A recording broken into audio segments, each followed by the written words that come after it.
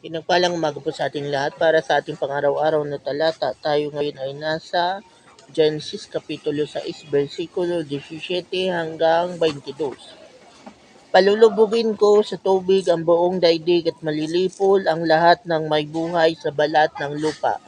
Ngunit ako'y makipagtipan sa iyo. Isama mo ang iyong asawa at mga anak na lalaki, pati mga asawa nila, at pumasok kayo sa daong. Magsakay ka ng isang pares ng bawat uri ng hayop at huwag mong pababayaang mamatay. Magsakay ka rin ng isang pares sa bawat uri ng ibon at hayop at mga gumagapang sa lupa. Alagaan mo rin ang mga ito. Maglaan ka ng lahat ng uri ng pagkain para sa inyong magkasama. At ginawagan ni Noe ang lahat ng iniutos sa kanya ng Diyos.